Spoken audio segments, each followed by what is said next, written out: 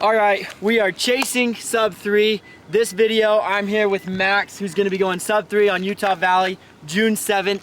And we're also gonna be talking about how chasing these big goals affects our family and our business and us as fathers, and how that bleeds into so much more than ourselves. Stoked to run, and Brock's been pushing me a ton to go sub 3. I was questioning if I wanted to go sub 3, and Brock believed in me more than I could believe in myself. So grateful for Brock as a coach, and hope you guys enjoy the video.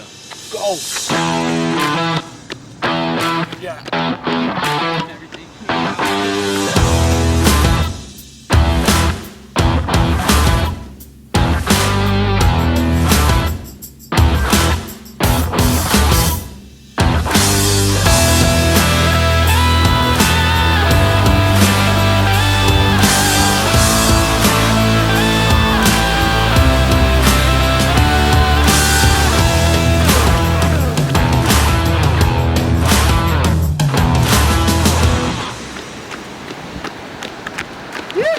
All right, we just finished about 7.5 miles. We did it at a 6:31 pace, and we're feeling strong, feeling good. How are you feeling right now? Amazing.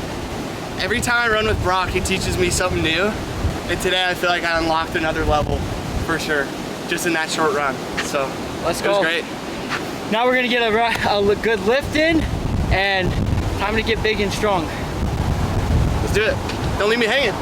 I didn't see it. Thanks for watching this far in the video. We wanted to give you guys a little bit different perspective of what goes into training from the wife's side, because hopefully if 100 miles is the hardest thing you ever do, then you kind of miss the point. It's got to come back to your family. And so we wanted to show a little bit different perspective from the wives, talking about what our trainings looked like and how it's affected them. My name is Kelsey Painter. I am Brock's wife, and we've been married about 4 years now. Hi, I'm Whitney Oliver. I'm Max's wife, and we've been married for 4 years. So right now, Max is training for a 50-mile race, and he's also training to do under 3 hours for a marathon in June. Max and I both have a mutual agreement to chase after our dreams and work hard in whatever way that is. One of his dreams, a lot of time align and go along with fitness. So I love to see him supporting his goal, and he works really hard to wake up at 4:30 and get his workout done so he can be back home with me and my son at 7:30 when we wake up. So he's an inspiration for doing that. I will say, depending on what they are training for and how much time it takes, it can affect the marriage and family, just as if any other distraction or something in life comes. But when it comes to fitness, I'm really proud that this is what he's working towards, and he's working hard for it. So Brock, he had done a marathon when we first got married. He had an interaction with a coach here in Utah. He made a couple comments that really kind of got to Brock and made Brock kind of look at himself and really reevaluate, what he's doing, what he wants to do, and how he wants to help other people. And after he got off that phone call with that coach, he signed up for a 100-miler, and then he called me and he's like, hey, I just signed up for a 100-mile race. And I said, to run, on your feet? And he was like, yeah. And I was like, 100 miles on your feet? And he's like, yeah. And I'm like, holy crap. All right, sounds good, let's do it. So it has shifted his mindset for sure. Getting ready for that race was really gnarly. It was a lot of time. A lot of our life was for that race for sure. The training was really aggressive, but his mind stayed really strong, disciplined, and he was in a good headspace.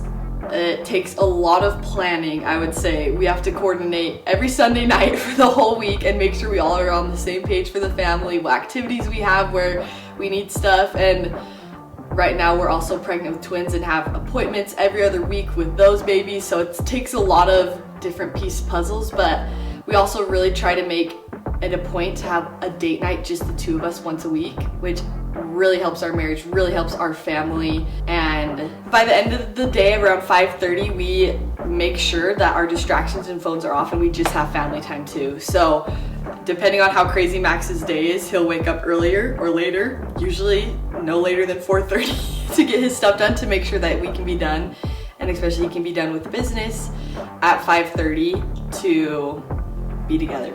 I've seen a lot of changes in Brock during these crazy hours of training, running in the sun, snow, and rain. It's a lot of time for him to look into himself and to be alone with his thoughts, in the silence. And some of the main things that I've noticed is how secure he is with himself and what he says and what he does and who he is as a person. He's way more secure there and confident. And when he brings that home, me and Summit, we feed off of that. And it kind of becomes the normality. It's really cool, and seeing the security in himself, it kind of bleeds into me and Summit, and I kind of am like, why can't I do that? And also with parenting, I'm like, we can do this, like why shouldn't we be able to do it? And so it's bled into every aspect in our home and in our business and even in our church and our callings. And kind of Brock always says, the way you do one thing is the way you do all things. And him showing up and being disciplined and gaining that confidence and security in himself of like, why can't I do it? It makes sense for me to do it. I think the most rewarding aspect is how much confidence I've seen him get as he's completed these goals, and he just seems a lot happier in our marriage and our family, in his business. So overall, he just seems a lot more energetic and happy and excited about life and just tackling it. Me and Brock, when we first got married, we always said that we don't ever want to stop and we want to keep growing, and we don't want to prevent each other from reaching our full potential. I've always known that I want Brock to reach his full potential. I want him to go as far as he can. I want him to be as confident, secure in himself as he can. I want him to help as many people as he can, and that standard is the exact same with me. Brock, we'll go get a long run in and run 15 miles in the morning, and he'll get up at 3 because I've got my CrossFit competition, early that morning too. And so he gets it done and comes and cheers me on. The team aspect is crucial in what we're doing. We wouldn't be able to do it any other way. It would be extremely difficult. And so having the team and the support in each other, honestly, is why we are able to do what we're doing. It would be really hard if we didn't have the support in one another. Motivation, honestly, is hard sometimes, which is why that's not something we rely on. It's just the discipline, and also we know what we want, and we just don't see any other way or why we wouldn't get it. And so at the end of the day, I know Brock's goals, Brock knows mine, and it's not a matter of if we can make it work, it's how.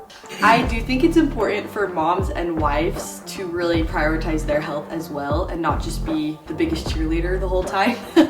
Max and I have worked out that when we first had our baby, Max would watch Milo so that I could go to the gym for an hour or so. Now we have kid care at the best gym ever, which is so fun. And a lot of the times we try to do our schedule that we can go together. So I'm working out and he's working out, and we're able to push each other and have that time together.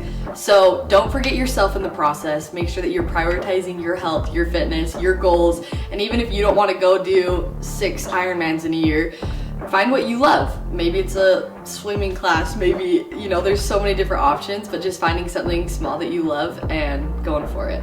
Advice I would give to wives or even husbands in a way that are, doing these endurance races, these ultra races, it's a lot of time and it's a lot of effort and it's a lot of commitment, not only for the athlete, but everyone else in the home. My advice would be to communicate with one another. Communicate. I feel like resentment is a common thing with these sports. Someone will it'll kind of be tit for tat, and you're kind of, I've been doing this all day and you've been doing this.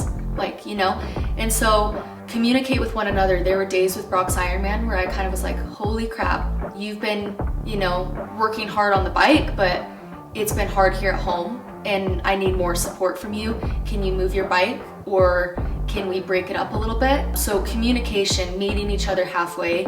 Don't stay silent and kind of get salty or bitter with what they're doing. Make sure you're always on the same page and, adapt and be flexible. Brock was always flexible with his training, and I was always flexible with my work and what I was willing to do with our baby boy Summit. So communicate, because if you don't, kind of some resentment starts to build. Some advice that I'd give to another wife with their spouse training is I would just make sure that you guys are aligned on your goals and really understand the why behind it. be patient and kind and ask for him to be patient with you as you're working through your different goals. Still make time for each other. I think if you just replace your time together with these fitness goals, that's when it can get really tricky to continue a healthy marriage and family. All right, guys, thank you for watching the video. I hope you found some value there. We have some amazing wives. We had a good training day. Now we're feeling recovered, and now it's time to get to work. And you know, I'm going to Neuro Mastery. Check out 3 Second Media. Max is a baller, and so we'll see you guys on the next video.